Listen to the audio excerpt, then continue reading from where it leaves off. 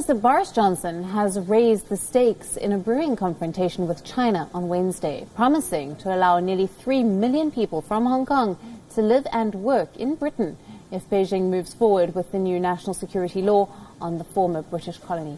He said that China has ignored international obligations by taking new powers which could curb civil liberties.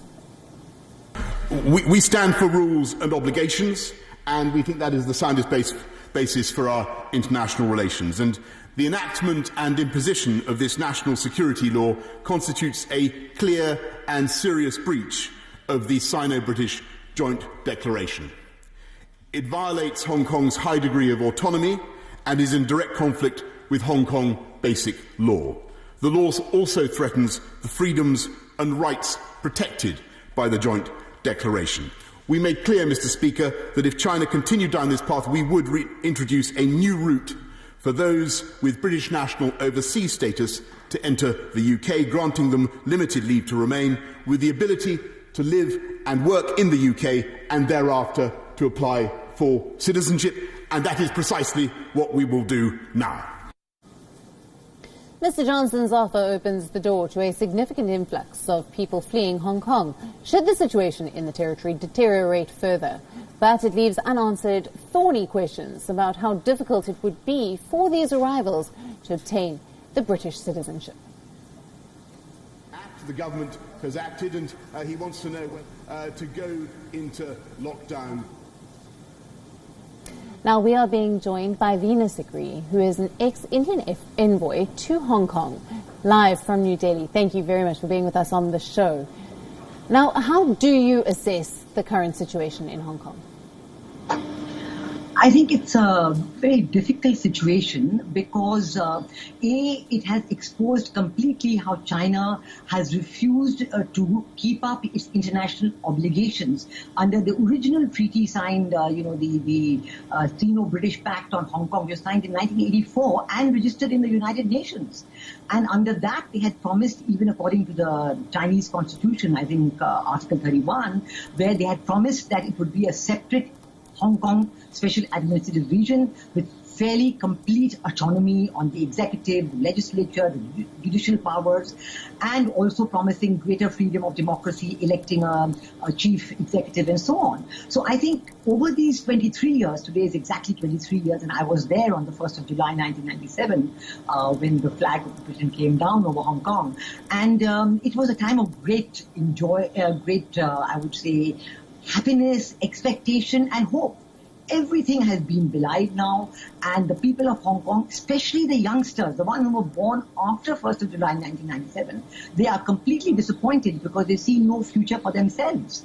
And first, in around 2014, when the people were expecting that the 2017 elections for the chief executive would be, by free choice, this was denied to them. The umbrella movement came up. And then last year, in 2019, when the Ledge Court started discussing an extradition law, which will allow Hong Kong to send people to mainland China and other countries like Taiwan to be extradited. Now this, the people of Hong Kong, the young people, took really amiss because they thought that this was a complete curb on their freedom of expression, on their rights, on the free legislature that they were promised, on the free judiciary they were promised. And this really exploded. Between June last year, 19, and October 2019, there were riots, international flights were cancelled, some people were seriously hurt in police firing.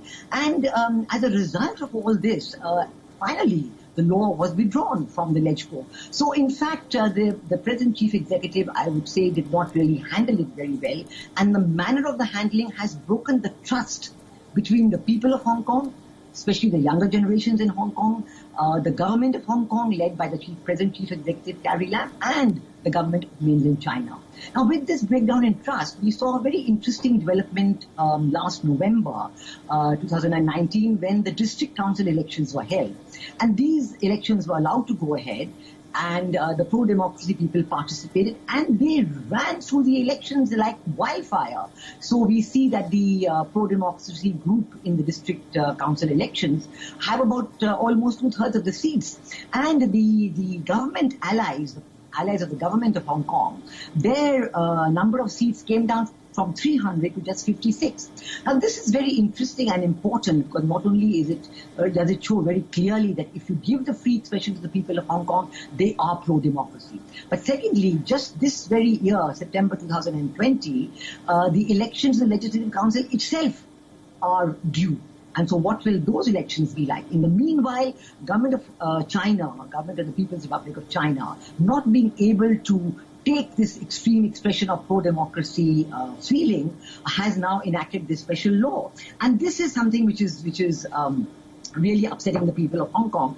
And under this law, it is a complete reversal of the basic law. It goes back on the promises that were made to the people of Hong Kong and to the international community, of course, including the government of the UK, who signed the original agreement. And we've just heard Prime Minister Boris Johnson's very strong reaction to the enactment of this national security law by the NPC, the National People's Congress of China.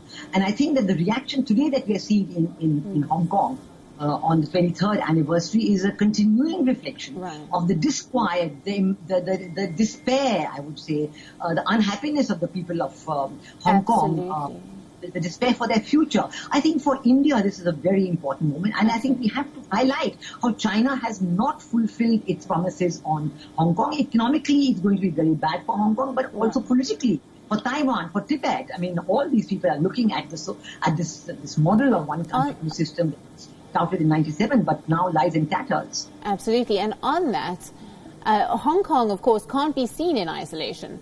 President Xi Jinping has shown a heavy-handed approach, not just in Hong Kong, but also in India, the South China Sea, and Taiwan, as we've seen. Would you say this is a pattern? Yes, I think definitely it does cast a direct shadow over the way President Xi Jinping deals with international commitments and international obligations and brings in new obligations. I mean, look at what's happening in the talks with India. I mean, the demand for Arunachal Pradesh that China is now making was never on the cards. It was never anywhere. And suddenly you raise a demand and then want to talk about it. And similarly, I would say that even in Ladakh, I mean, India has had a border with Tibet all this while. India has never had a border with China. And China overran Tibet just about 70 years ago, a little more than 70 years ago. So on what basis should India be negotiating with China about the border with Tibet? This is a very important question that the people of India and the global community have to ask themselves.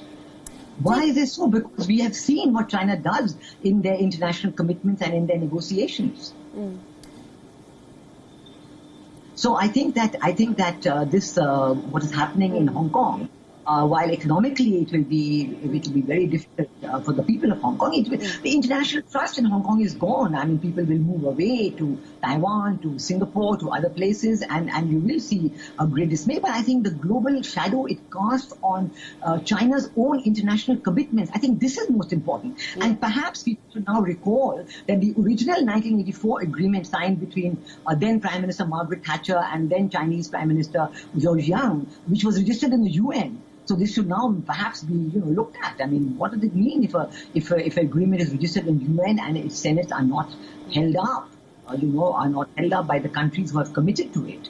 I think this does cast a very difficult shadow, and we have to look at it very carefully. And on that, do you think that this new law, taking it further, will then degrade the exalted status that Hong Kong has enjoyed in terms of the global economy as a finance hub? Yes, I think the trade aspect may not be so important because China has been able to move the trade to Shanghai and other places, and Hong Kong has a smaller proportion of China's external trade. But Hong Kong is still the 8th largest trading destination of the world. And Hong Kong, more than this, is the 4th largest stock exchange in the world. And there are many mainland China companies who have come to Hong Kong and registered on the Hong Kong Stock Exchange because it gives them access to the international financial markets. And after all, the Hong Kong currency is pegged to the US dollar as well. So it gives the Chinese companies a very great advantage to come to Hong Kong and register, and a lot of them have benefited from this. But after this law has been passed, the security and belief and trust in a free financial market in Hong Kong will certainly go down, and the people will not then give the same respect to companies who are registered on the Hong Kong Stock Exchange. They will not enjoy the same credibility that they have enjoyed so far. So I certainly think that as a financial center, Hong Kong's independence will be seriously affected. And because of this, it is the mainland Chinese companies who are registered on the Hong Kong stock market whose future will be affected. And they will not then have, and if there is also the question of how far UK will carry forward what Prime Minister Boris Johnson has said, and what the American government had been saying about them removing the special privileges that they have given to Hong Kong in every respected trade and finance. So I mean, all these matters have come up very much because of this national security law that Hong Kong has adopted, which certainly is in contravention of the international commitments that they have taken repeatedly in 1984, in 1990 when the Basic Law was adopted by their National People's Congress, in 1997 when they took over the sovereignty, in 2014, in 2019, and then now the adoption of this law in May 2020. And moving on to the protesters and their actions, do you think that there will be a political outcome that obviously the protesters are hoping for, or working towards, from this civil unrest? Well, yesterday when this law was adopted, a lot of the pro-democracy parties in Hong Kong, they began the process of withdrawing their political activity or deregistering, or they were worried, very worried. But as individuals, we see that they have now come out on the streets. Whether they are still affiliated with those political parties, but as individuals, they've certainly come out on the streets and they're very outspoken. Now, there have been some arrests. Are these arrests under the new national security law? This is not yet very clear, and I suppose it will be clarified in the next few days. But there have been arrests, and the people's right that had been given to them all these years to come out on the 1st of July and express their pro-democracy sentiments, this is being infringed. Now, how the Chinese mainland government and how the local, the HKSAR government will act on these things, something that we're going to see in the next few days. But certainly, I think it shows two things. While the political parties are taking care to sort of be careful not to have their political institutions affected. And then there's some uncertainty, but some people did say yesterday and day before that we are trying to, they didn't use the word deregister, but they did say that we are trying to withdraw from this political activity. But then the people coming out on the street today, being very, very bold indeed, and some of them having been arrested. What this augurs for the future is certainly going to be watched very carefully. It is a very difficult situation. But when the economic activity starts coming down, then I think mainland China will have to be very serious. Veena, thank you very much for your time today. That is Veena Sikri. She is the former Indian envoy to Hong Kong, joining us for the latest on this national security law in China.